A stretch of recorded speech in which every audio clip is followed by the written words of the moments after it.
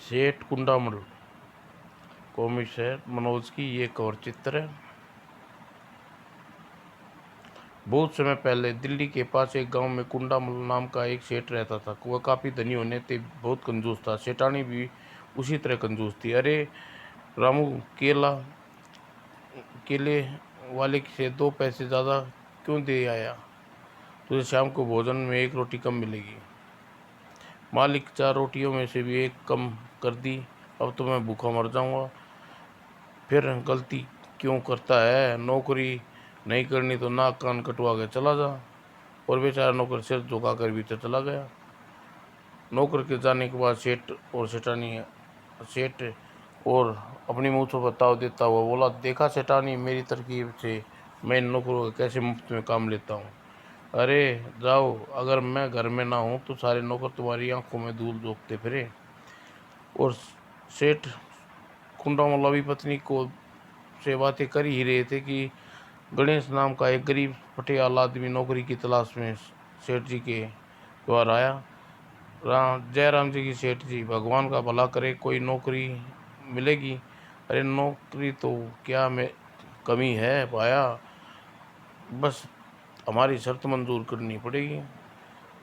जल्दी शर्त बताइए सेठ जी, मैं बहुत गरीब आदमी हूँ, भूख से तंग आ चुका हूँ। मुझे मेहनती आदमी चाहिए, रुपया पैसा दूंगा नहीं। दोनों समय 4-4 रोटियां और 1 पत्ता भर चावल मिलेगा। मुझे तो पेट भर भोजन भी नहीं मिलता। यह दोनों समय 4 रोटियां तो मिलेंगी, मुझे मंजूर है। अरे भाया, पहले शर्त सुन ले। आज अगर तू काम छोड़कर अपनी मर्जी से नौकरी छोड़ता है तो नाक काट कटवाने पड़ेंगे। और अगर मैं तुम्हें नौकरी से हटाऊंगा तो 1 घड़ा असर भी दूंगा। मैं ऐसा काम क्यों करूंगा जो नौकरी छोड़ने कर जाना पड़े? ठीक है सेठ, मंजूर है। तो फिर आज से नौकरी पर आ जा भाया। ठीक है, ठीक बात सेठ जी। और दिन भर सेठ सेठ जी के बताए काम बड़ी मेहनत से करता रहा। और शाम को जब खाने में सेठ जी ने के पास पहुंचा, सेठानी ने एक तोले वजन की 4 रोटियां के सामने रख दी। ये भगवान, कहाँ फंस गया? 1 रोटी तोले वजन की रोटियां हैं और शर्त के मुताबिक 4 रोटियां से ज़्यादा मांग नहीं सकता। यदि इस बात से नाराज़ होकर नौकरी छोड़ता हूँ तो नाक काट करवाने पड़ेंगे। और सेठ जी मैं गणेश के सख्त सख्त काम लेता और गणेश दिन भर काम करता और खाने के नाम पर वही 4 पतली सी सूखी रोटियां। कमज़ोर हो गया, काफ़ी कमज़ोर हो चुका है। अब मैं इसे काम पर नहीं रखता हूँ। छुटकारा पाने के लिए उपाय सोचना चाहिए। एक दिन इस मटके से कुएं में पानी भर कर ला और टंकी में शाम तक भर दे टंकी को पानी, तो शाम ने तो खाना नहीं मिलेगा। और फिर वो गणेश दौड़ दौड़ कर पानी लाने लगा। टंकी पहुंचता मटका खाली हो जाता क्योंकि मटके में छेद थे। आखिरकार तंग आकर सेठ से छुट्टी मांगी। मेरा नाक कान काट लो सेठ जी, अब काम नहीं करूँगा, तेरी मर्जी। अच्छा हुआ बला से छुटकारा मिला। और गणेश अपने नाक कान कटवा कर घर पहुंचा। उस घर में मंझले भाई सुमित सुरेश मिला। छोटे भाई महेश नौकरी की तलाश में बाहर गया था। और यह हाल क्या हुआ? अरे भाई, यह क्या हो गया? नाक कान छोटे भाई सुरेश ने किस्मत के चक्कर हैं, क्या करेगा जानकर। थोड़ी दिनों बाद सुरेश भी नौकरी करने निकला और तलाश के बाद कहीं नौकरी ना मिली तो वह सेठ कुंडामल के चक्कर में फंस गया। और फिर थोड़े दिनों बाद अपने नाक कान कटा कर घर आया। छोटा भाई महेश भी घर पर ही था। कुछ अरे बड़े भैया, इस तरह तुम्हारे भी नाक कान गायब, दुर्घटना घटी है कि? साफ साफ बताओ क्या बात है। कुछ भी नहीं छिपाऊंगा, कुछ भी नहीं छिपाऊंगा भैया। सेठ कुंडामल के मेरे नाक कान काट लिए, बड़ा जालिम आदमी है। तुम उसके घर पर नौकरी मत करने जाना भैया, नाक कान भी उसी ने काटे हैं। नहीं जाऊंगा, लेकिन पूरी कहानी सुनाओ। और महेश ने सुरेश को कुंडामल के बारे में कहानी सुनाकर आश्वासन देते हुए कहा, सेठ कुंडामल यहाँ नहीं जान जान जाऊँगा, मगर दिल में कुंडामल से बदला लेने का निश्चय कर चुका था। थोड़े दिन बाद अपने भाइयों से कहा, भैया ऐसे गुजारा नहीं चलेगा, नौकरी की तलाश में शहर जा रहा हूँ। ठीक है, लेकिन कुंडामल की यहाँ मत जाना, आप निश्चिंत रहिए, वहाँ नहीं जाऊँगा।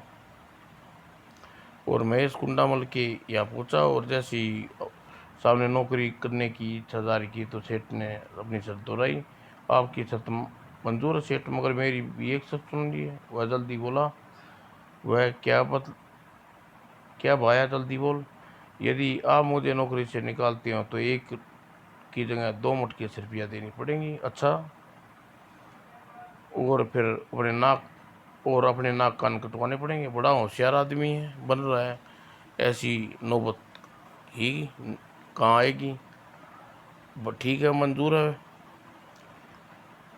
और शाम को मैं श्याम सेठानी के खेत में जी तोड़ मेहनत करता, और शाम हुई तो उसने केले का एक पत्ता तोड़ लिया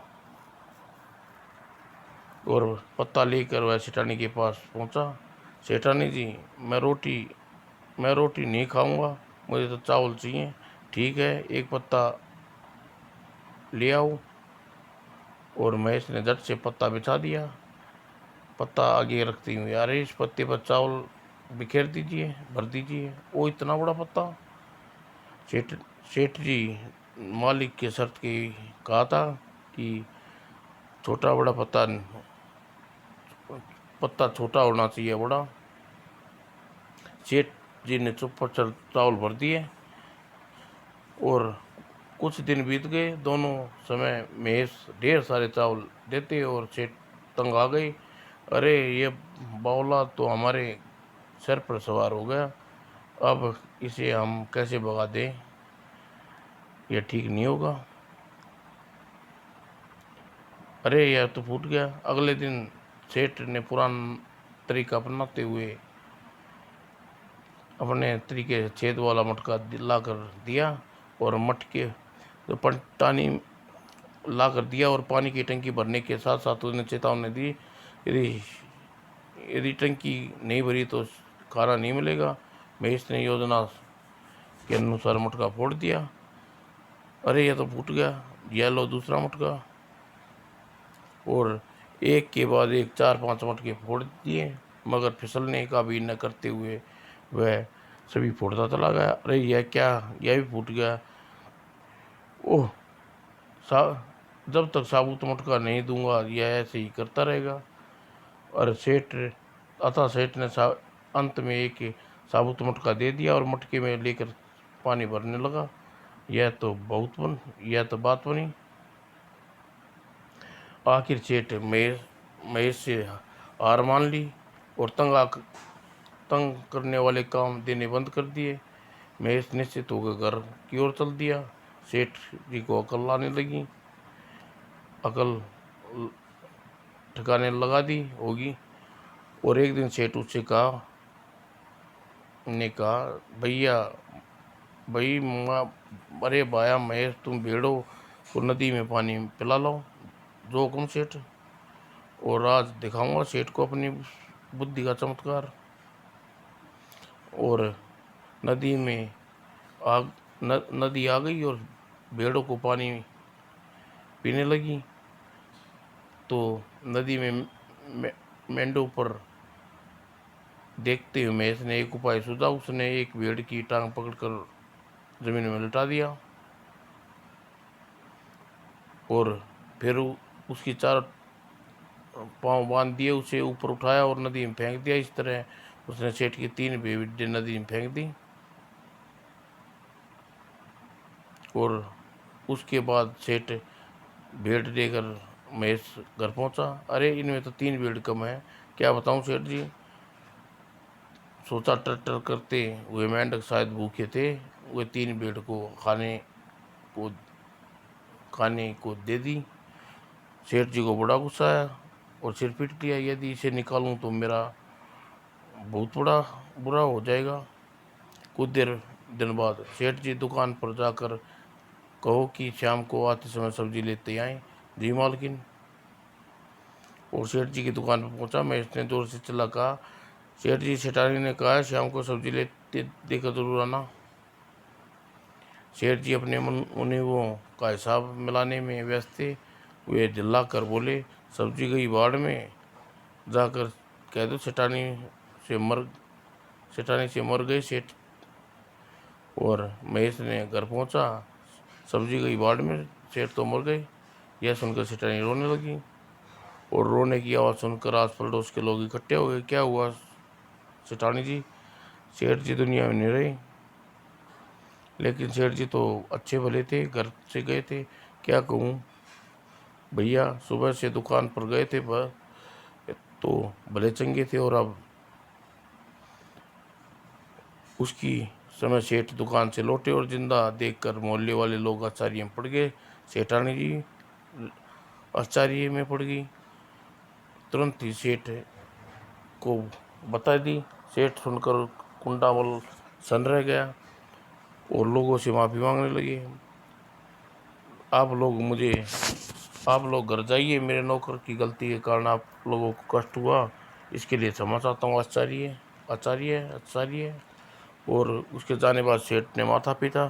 अच्छा, तो वो महेश के जूते मारकर नौकरी से निकाल दूं, लेकिन फिर हरजाना देने के लिए अपनी नाक कान भी मुड़वाने पड़ेंगे। और महेश अपनी करतूत से प्रसन्न हो गया।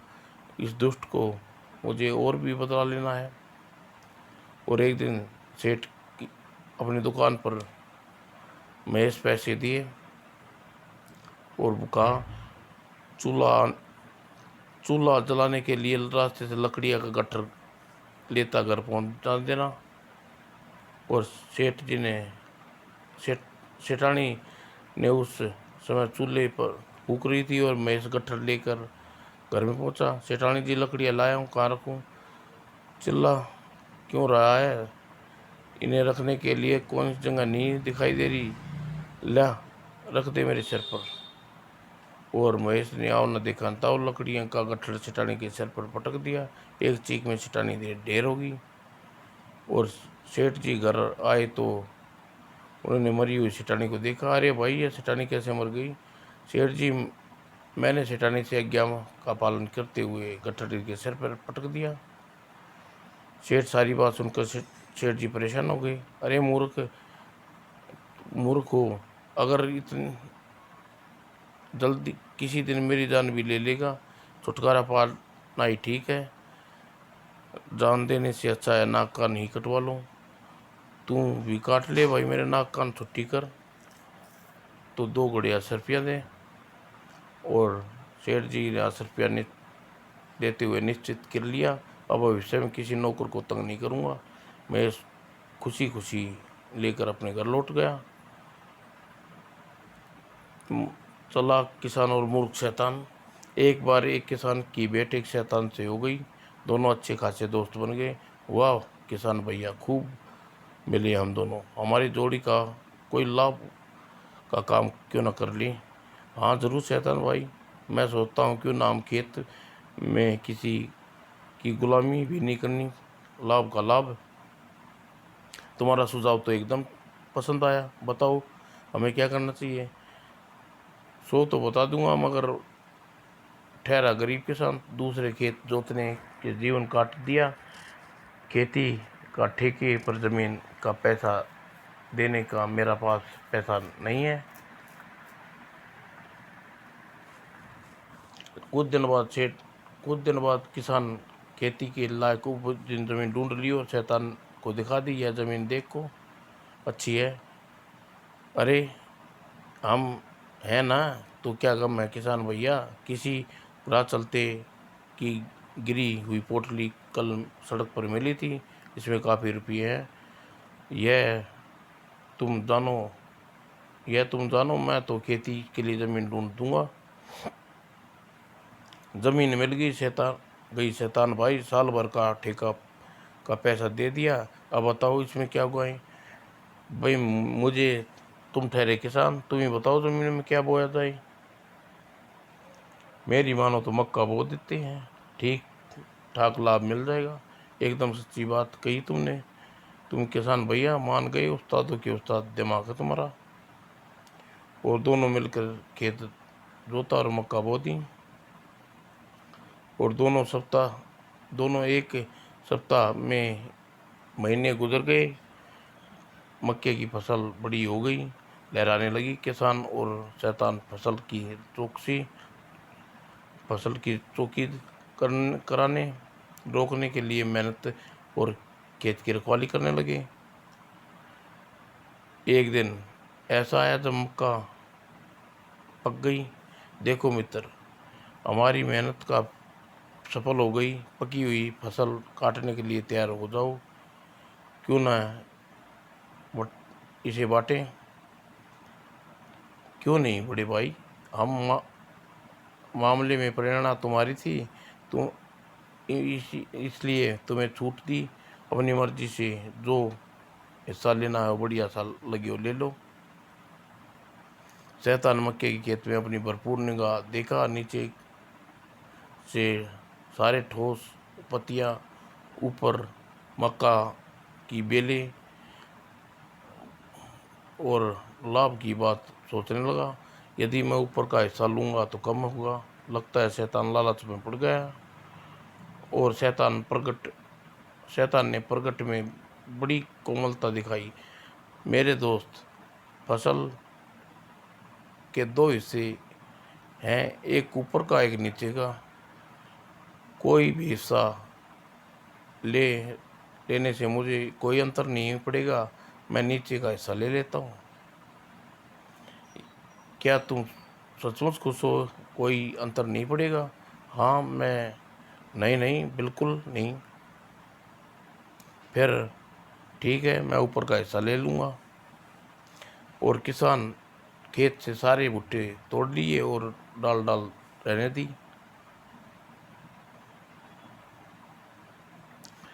और शैतान ने कुल्हाड़ी से सारे मक्के कुंडल काटे और अपनी चतुराई पर प्रसन्न हो गया। आह मूर्ख, सिर्फ 5-6 बोरी भुट्टे से संतुष्ट हो गया। अब मेरी सारी फसल मेरे कब्जे में है। और उधर किसान भुट्टे के दाने अलग किए और सारी मक्का को सिर्फ एक बोरे में समा गई।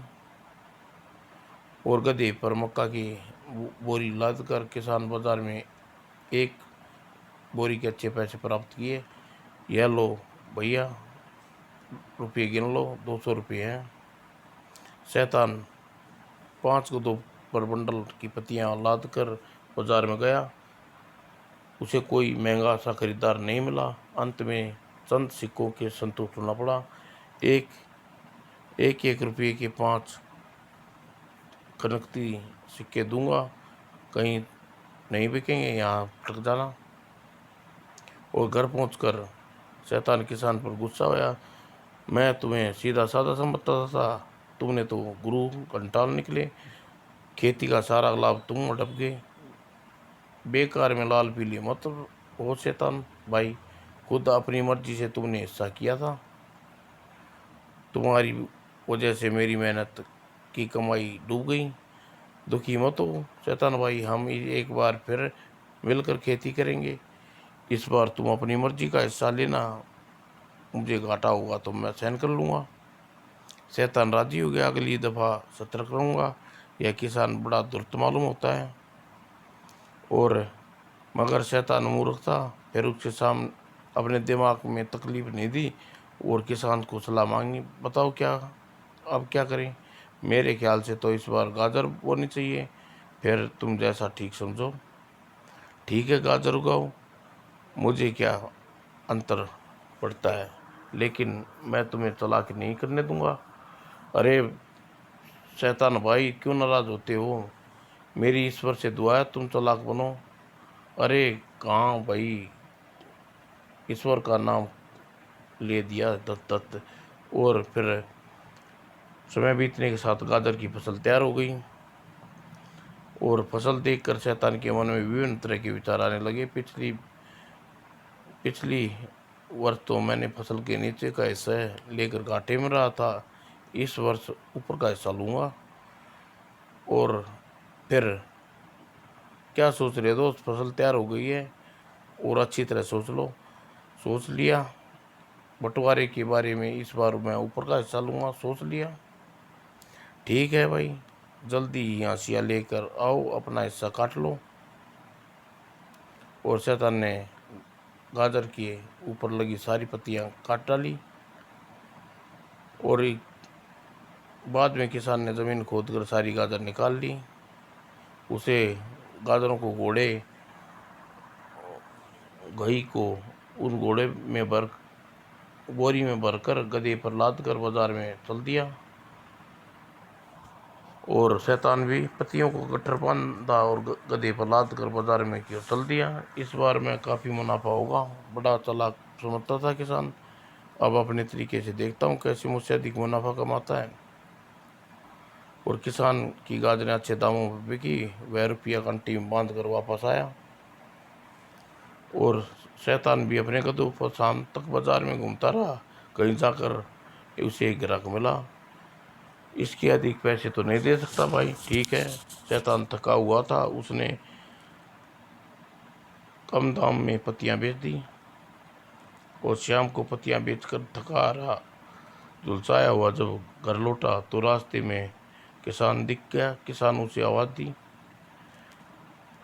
अरे भाई, तुम बड़े धोखेबाज और ठग निकले, तुम्हारे कारण मैं चंद सिक्के ही मिले। शैतान की मूर्खता भरी किसान पर कोई जवाब न था। अचानक अचानक लौटते हुए किसान अचानक पेड़ के नीचे चमकते हुए घड़े दिखाई दिए। और पास जाकर देखा, घड़े में सुनहरी सोने की मोहरें भरी थी। शैतान भी पास आ गया और उसने आसानी से मोहरे को देखा। अब झगड़ा ख़त्म कर देते हैं। शैतान भाई देखो, एक घड़ा तुम ले लो, एक मैं। नहीं नहीं, दो बार तुम बेवकूफ़ बना चुके हैं, अब सोने के घड़े पर हाथ साफ नहीं करना चाहते हो। पता नहीं क्यों तुम्हें गलतफहमी हो रही है दोस्त। चलो तुम ही समझाओ, जैसा कहोगे वैसा करेंगे। एक दूसरे की सवारी करते हुए गाना गाएंगे। जो अधिक गीत सुनाएगा वह सोने की घड़ा ले जाएगा। और किसान ने मंजूर है कहते हुए कंधे पर चढ़ गया शैतान। और शर्त के मुताबिक दौड़ते हुए गीत गाने लगा। इस बार मैं जीतूंगा, घड़े मेरे होंगे, खूब ठाके लगाकर। एक बार तुम हार गई। और 3 दिन 3 रात शैतान गाते गाते चौथे रात दिन, अब मैं जितना गा चुका था इससे ज़्यादा किसान कहाँ गाएगा। मैं इसे अधिक गाने नहीं जानता। शैतान तुम सवारी करो और तुम्हारी बारी, अच्छा। और किसान शैतान के कंधे बैठ गया और गाने लगा, आ आ आ, आ प्यार मेरे प्यार तू आ। और 8वें दिन, शैतान क्या तुम थक गए हो? अरे मेरे 1 महीने बुला गीत हैं। किसान 7 दिनों तक शैतान के कंधे पर चढ़ा रहा, क्या? और शैतान बड़ा आश्चर्य हुआ। वह डर कर डर किसान से डर भी महसूस हुआ। और ऊँट झट से किसान को कंधे से उतार और भाग खड़ा हुआ। अरे सुनो सुनो, सोने के घड़े अपने घड़े तुम ही ले जाओ, तुम्हारी मेरी दोस्ती खत्म।